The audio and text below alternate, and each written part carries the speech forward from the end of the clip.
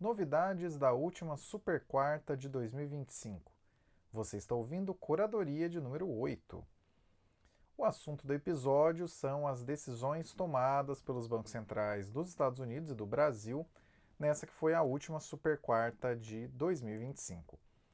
Primeiro, para você que não tem a menor ideia do que é isso, super quarta é quando calha da decisão de juros nos Estados Unidos acontecer no mesmo dia da decisão de juros aqui no Brasil. Isso tem sido chamado como super quarta pelo mercado há um certo tempo.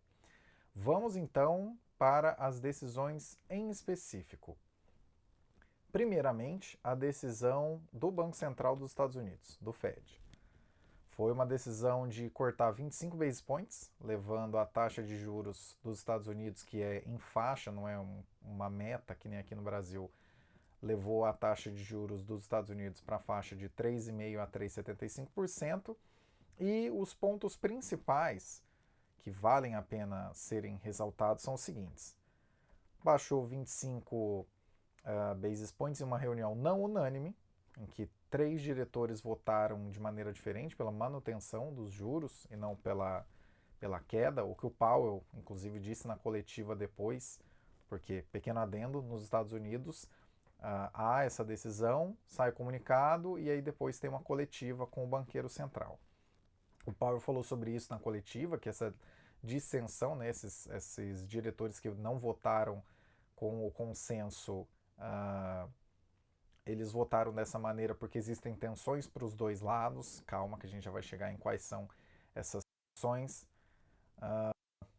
Ele mesmo disse que considera que existem argumentos para os dois lados, tanto para a manutenção quanto para a queda, mas que a queda prevaleceu. Foi sinalizado no dot plot, que é o gráfico onde os diretores votantes do Fed imaginam que estará a taxa de juros dos Estados Unidos para os próximos períodos. Foi sinalizado no dot plot que no ano de 2025 teremos uma queda de 25 basis points e no ano de 2026 teremos uma queda de 25 basis points e no ano de 2027 teremos outra queda de 25 basis points, colocando a taxa esperada para o prazo relevante observado pelo Fed em 3%, o que inclusive é consideravelmente maior do que os 3,6% que a taxa de juros dos Estados Unidos está para 2 anos e ainda menor do que os quase 4,2% que a taxa de juros dos Estados Unidos está para 10 anos. A inflação que o Banco Central dos Estados Unidos espera para o final de 2026 é de 2,4%, anteriormente esperava 2,6%, lembra? E o crescimento esperado mudou para 2,3%, anteriormente esperavam 1,8%. Eles vão olhar os dados antes de tomar as próximas decisões, reforçaram que o mercado de trabalho lá melhorou, mas que existem riscos de que ele ainda fique mais apertado, né, nesse duplo mandato deles, que lá é inflação e mercado de trabalho. A economia está em ritmo moderado, a inflação permanece em patamar elevado. Sobre um ponto que a gente adiantou para vocês aqui no Curadoria de número 7, colocaram que vão comprar mais títulos para o balanço, e no caso, títulos públicos de curto prazo, né, conhecido também como treasuries. De novo, a gente antecipou isso para você no Curadoria número 7. Não especificaram por quanto tempo, mas disseram que será 40 bilhões de dólares no primeiro mês e deve continuar em um patamar razoavelmente elevado por um período ainda não sinalizado. Em todo caso, essas compras devem continuar por alguns meses e isso foi colocado pelo Powell na coletiva como sendo para que o Fed tenha reservas amplas o suficiente e possa atuar no mercado, que ficou um tanto aberto, foi bastante questionado na coletiva, mas enfim, a ideia seria de suavizar flutuações no mercado de juros dos Estados Unidos, a ideia dessas compras. E, de novo, 40 bilhões de dólares em treasuries no primeiro mês e expectativa de continuar em uma compra mais ou menos nessa mesma direção, se demandarem. Deixa aberto. A respeito das tarifas, o Powell colocou que espera, né, o Fed espera que o impacto máximo delas aconteça na inflação americana no primeiro trimestre de 2026. E que recentemente o Core PCE, né, que é o núcleo da inflação dos Estados Unidos, a inflação ao consumidor, ele acelerou para 2,8%, apesar da inflação estar um pouco abaixo disso, e que vem aí né, das tarifas. Sobre o shutdown, disse que afetou pouco, mas em função do shutdown e da não divulgação de dados, né, alguns dados desde outubro não estão sendo divulgados adequadamente, o Fed olhou alguns outros dados de matriz mais privada para tomar essa sua decisão. Sobre esse ponto, a relação entre a questão do mercado de trabalho, o Fed avalia que há um risco de alta na inflação, em outras pressões que vêm do mercado de bens e não do mercado de serviços, né? Vem majoritariamente da parte de bens do que da parte de serviços.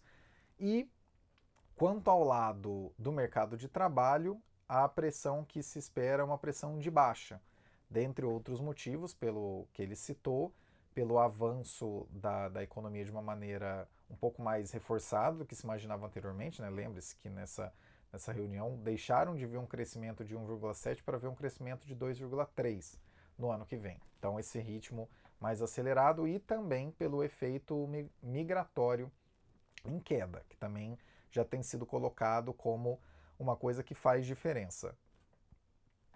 Opinião.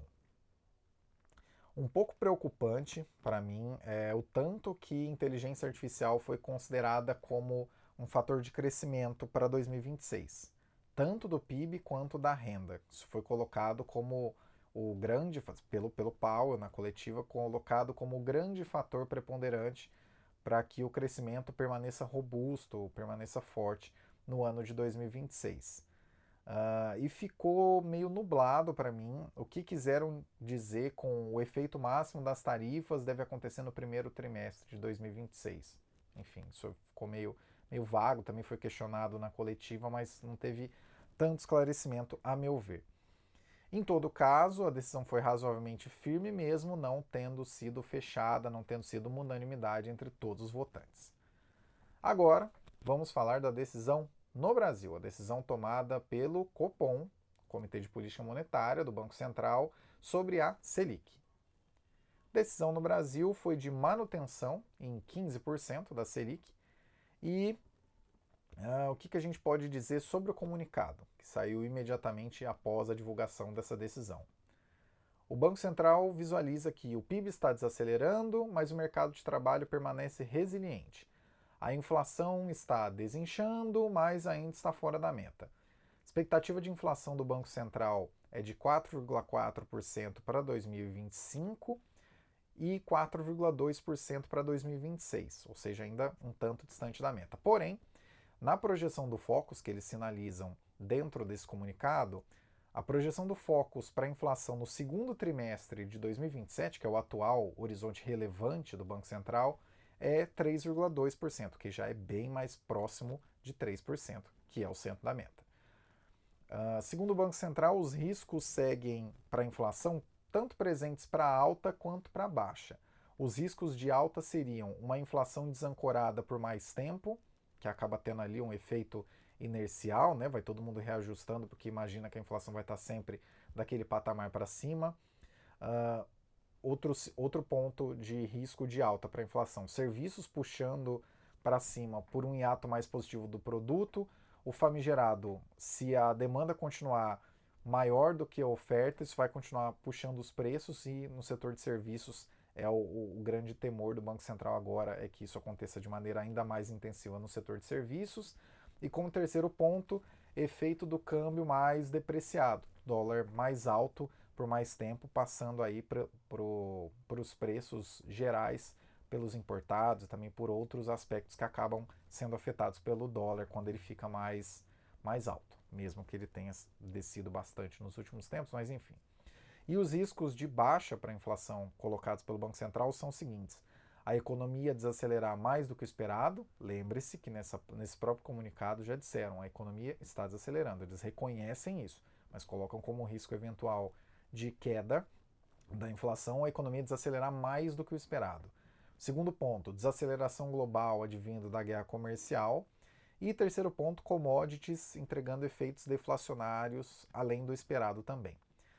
É mantido no comunicado que as condições exigem uma política monetária em patamar significante contracionista por tempo bastante prolongado, que já tem sido falado em várias outras decisões. O desafio externo maior colocado na mesa pelo Banco Central é a política comercial dos Estados Unidos, ainda indefinida em relação ao resto do mundo e também ao Brasil, mesmo que a gente já tenha, né, o país já tenha avançado bastante, as taxas já tenham sido bastante diminuídas. E domesticamente citam o lado fiscal como uma coisa sensível, que é aquele ponto que também já pontuamos aqui algumas vezes, da demanda ficar mais aquecida e isso acabar puxando os preços para cima. Mantiveram nesse comunicado o ponto: não hesitaremos a aumentar se for preciso, que também já estava sendo dito há algumas reuniões, mesmo que as últimas reuniões também tenham sido de estabilidade dos juros em 15%. E no final das contas foi uma decisão unânime essa manutenção da Selic em 15%. Opinião. Esse comunicado fecha a porta para um corte que estava sendo esperado por alguns para janeiro de 2026, porque essa possibilidade de corte, de avaliar corte, sequer entrou no campo de possibilidades desse comunicado. Possivelmente o primeiro corte deve ser, palpite, na reunião de março, e a depender do tom do próximo comunicado da reunião de janeiro, ou mesmo do tom da ata dessa reunião, que deve sair nos próximos dias, talvez esse primeiro corte fique para a reunião do final de abril do ano que vem. Como ano que vem é ano eleitoral e o fiscal brasileiro, né, o lado das contas públicas, já está desregulado, já está solto, já está mambembe no período atual, o Banco Central não vai arriscar cair um pouquinho de juro para depois ter que subir de novo.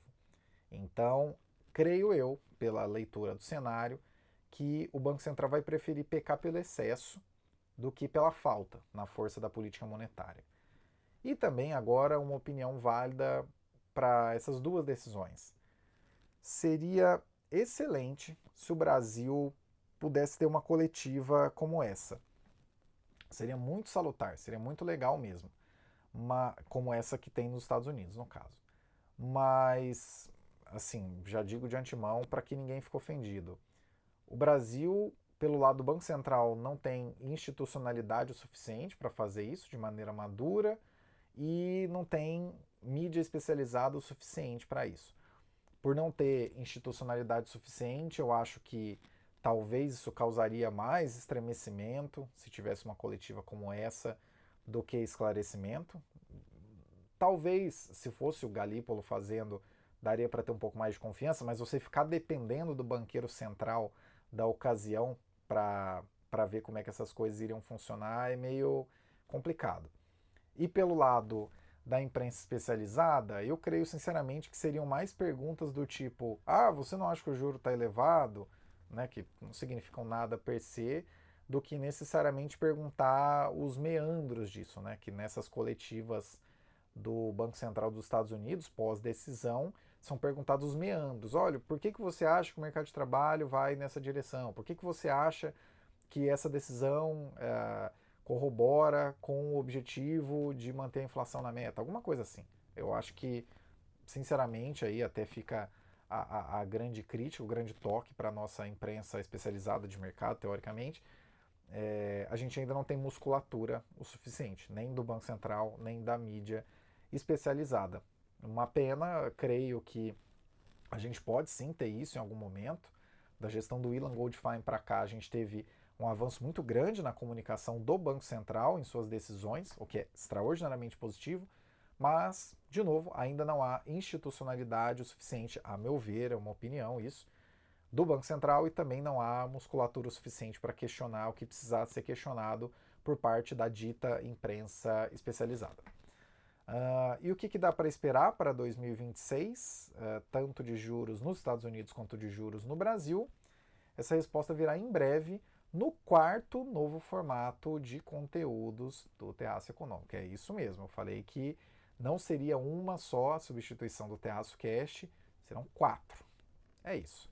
Se você continuar acompanhando aqui, por isso vale a pena você curtir esse conteúdo, compartilhar e ficar de olho, né? Se inscrever aí para acompanhar as próximas divulgações. As respostas a respeito do que esperar para 2026 você terá no próximo formato. Quando é que ele vai sair? Tenha um pouquinho de paciência, ele vai sair em breve. Caio Augusto, em 10 de dezembro de 2025, até o próximo Curadoria.